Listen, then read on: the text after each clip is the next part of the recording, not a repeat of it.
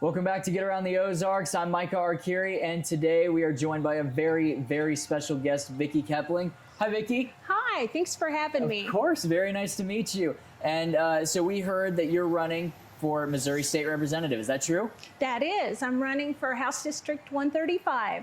That is awesome. And so we wanted to get to know you a little bit in this segment. And are you running for Democrat or Republican Party? Well, you know, I get asked that question a lot. I'm actually running as the very first Green Party candidate from Greene County to run for state office. That's something a little different, something we don't hear about very often, and we wanted to get to know a little bit more. So would you be able to tell the viewers at home, what is the Green Party? What is it about? You know, just, we want to learn. We especially Get Around the Ozarks, we love everything green and clean. We love the environment. So what is the Green Party? Well, the environment is a big part of the party. It's also a lot of things. It believes in Medicare for all. But as far as the environment is concerned, we believe in protecting our rivers and natural resources. And that is my number one goal as a candidate. Wow. Yeah. That is amazing. So what other policies are you going to be focusing on with the Green Party? There's a lot to cover in the Green Party. I believe in not leaving anyone out. Right now, we have a government that caters to special interest and to big money. And the Green Party does not take money from corporations or special interest. And so it's all small donations, and it's about the people, and it's not about the rich. The rich can take care of themselves. I will still protect them too, but I'm about protecting all the people, not just the rich. That is wonderful to hear. We the people, right? Yes. That is amazing. So before we cut to break, is there any way that they're going to be able to get a hold of you or support your campaign? Yes. People can find me on the internet or on Facebook, and it's Vicke Kepling for mo135.com. That was just a broad overview of the Green Party. When we come back, we're going to be getting to know Vicke just a little bit more. How she got involved with the Green Party, what she does, and why she would be the best pick. That and more coming up on Get Around the Ozarks.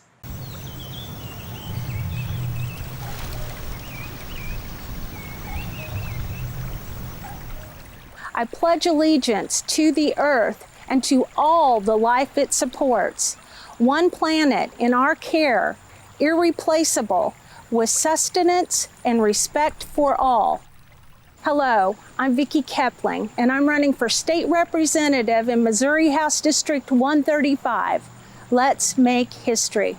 Paid for by Vicke Kepling from Mo135 and Hubert Treasurer. And we're back with Get Around the Ozarks. I'm Micah Arcuri, and I'm joined by Vicke Kepling. Always, as always, good to have you with us. Thank you. Of course. And you are running for Missouri State Representative 135. Yes. Perfect. And so she is running with the Green Party, and it's something a little bit different. And you watching at home, you may be somewhere else. You may not be able to vote for Vicke in person or at all, really. So we just wanted to be able to educate and give a little bit more. And in our last segment before break, we were able to learn a little bit more about the Green Party, but now we want to learn a little bit more about Vicke. So what is it that you do right now here in the city? I actually teach at Missouri State University. I teach writing classes. I have 2 master's degrees as well as a graduate certificate in public management. So I want to take those skills along with 20 years experience in activism to the Capitol. And I can be a warrior. I can be a warrior. I can stand up. I'm not afraid. But I'm also an instructor, so I know how to do it professionally, in a professional manner. I really believe that voters need choices. Yeah. And here's the exciting thing. If I get elected, we will make history here in this, well, in the state and even nationally. We need choices. Right now, we've got 2 parties that bicker back and forth. And I don't want to be part of that bickering. I want to stand outside of that, and I want to focus on what's right. Absolutely. And you know, be loyal to my voters and to the planet. I think we really have to put our focus on the planet. We've got California in the West on fire. We've got flooding. We've got Colorado with snow after a 100-degree day. So we know we have problems. We don't even know if we can fix them. But we have to make those steps. We have to make a plan, and we have to be doing something to where we think that we can help. Absolutely. And obviously, like you said, we have a lot of just problems here in Missouri alone. Yes. I know we get all 4 seasons. We get snow. We do get quite a bit of flooding because I think the rain outnumbers the snow quite a bit. So what would we be able to do about the flooding? Obviously, we want the clean water. So the water is always welcome, but when it rains hard. So how are we going to be able to stop the flooding or harness it, I guess, right? Well, there's a lot of things that can be done. One of the things is planting trees and planting plants and stuff. And so that holds the soil down. Another thing we've got to do is we've got to stop building on these areas that get flooded. And we just keep pushing that, And so I think we really have to look at things and see where we're flooding and look at the dams, because the dams are an issue too. And then listen to the experts. I'm not an expert, but I'm smart enough to ask the right people. Partnership is important, absolutely. Yeah. Tell the viewers at home, you said something about dams, right?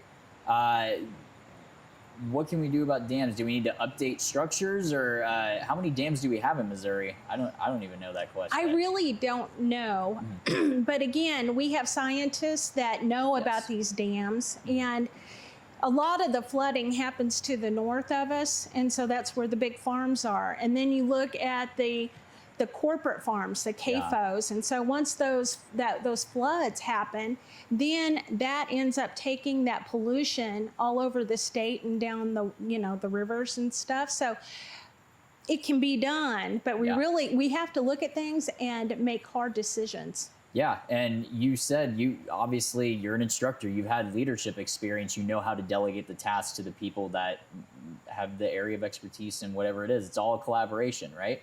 Well, to me, it's about education. Yes. Years ago, I heard someone speak, and it was Moses Brings Plenty, and it was during the Standing Rock issue.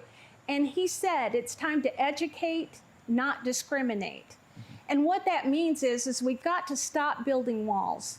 We need to work with each other. We need to educate each other so that we can make good decisions and not just make them because of some party affiliation, And so I think that that's the thing. And that's what I will do. If elected, I will try to educate and be open to all legislators, not based on party. I want to talk to everyone and appeal to them about their children and their grandchildren and what kind of planet we're leaving for future generations. How many years did you say you have in activism? 20. And my son gave me my voice. He was born at 1 pound. And so when it came time for him to go to kindergarten, our school district only gave him one option for placement, and that was to go to a separate school for kids with disabilities. I didn't know the law, and I didn't know that basically what the school district had done was illegal. But I learned quickly, and I started using my knowledge and my skills, and he did not go to that separate school. And then I kept on because I found out if I helped other kids, I could help my son. And if I helped my son, I could help other kids, and that we were all connected. And so I did that for years. I spoke at a Senate hearing at the state level. I started a support group for families of children with disabilities and served on a state board. My husband died in 2006, and that changed my life. And so I came back to my home state of Missouri, and I continued my work here. I actually fought here in Springfield against 2 separate centers that they made for preschoolers with disabilities. They actually pulled preschoolers with disabilities out of these schools to put them in separate centers. And to me, that's just blatant discrimination. I'm very sorry to hear that. I'm so glad that you've been able to just have this fight. in a sense. Well, and that was just the start of it, because that was, 20 years ago. And then in 2011, my perspective broadened. All of a sudden, I just became very aware of so many other issues, and that I cared about all of them. Yes. And I would sit at home looking at my computer and just get so depressed. And the only thing I could do that made me feel better was to go out and do something, whether it be volunteering or going and, to an action or making a phone call to my legislator. So I worked outside of the system, putting pressure on the system. Now I want to try to work from within the system.